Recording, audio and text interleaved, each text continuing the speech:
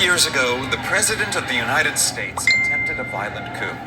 3 months ago, Americans re-elected him. Here's what January 6th shows us about what Trump 2.0 will be like. 3 key facts. Number 1. MAGA leaders are trying to rewrite history, so first, let's be clear.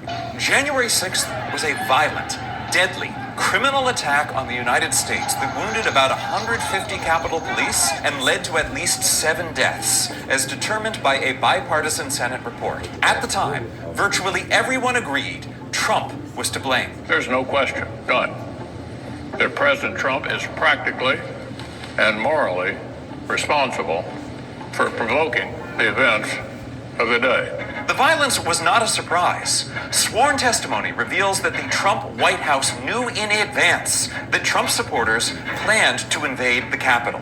All the way up to January 6th, Trump allies/convicted felons, Roger Stone and Michael Flynn, coordinated with the Proud Boys and Oath Keepers, whose leaders have since been convicted of seditious conspiracy against the United States.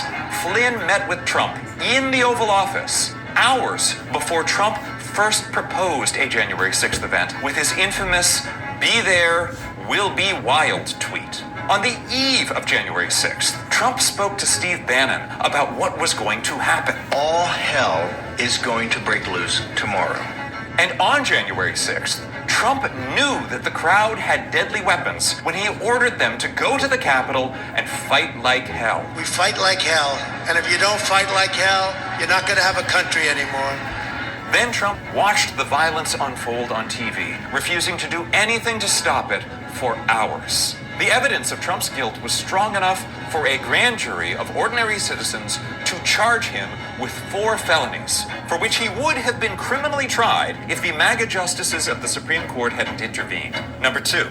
If Trump makes good on his promise to pardon the violent criminals who brutalized Capitol Police and tried to overturn the will of American voters, it will send a deadly message that violence against Trump's opponents will not just be tolerated, but encouraged. Knock the crap out of him, would you? Seriously. In Trump's first term, we still had a Justice Department willing to prosecute right-wing extremists. And even so, hate crimes shot up 20% under Trump, according to FBI data. How much worse will it be with Trump flunkies Pam Bondi as Attorney General and Kash Patel heading the FBI?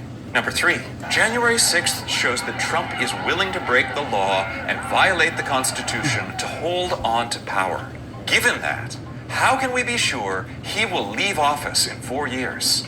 He's repeatedly talked about serving more than 2 terms. We'll be here for 4 years, and then if we decide to go for an extra 4 or 8 or something. When someday I leave, whether it's in 4 years, 8 years, 12 years, 16 years.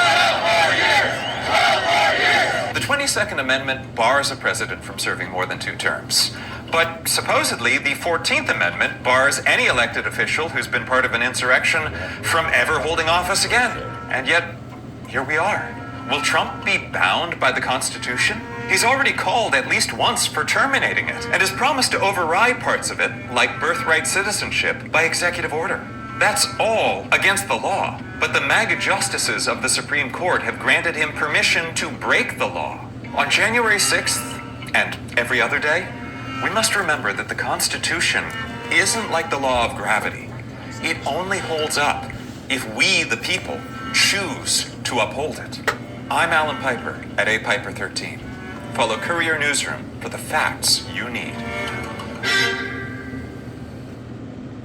It makes me cry each time I talk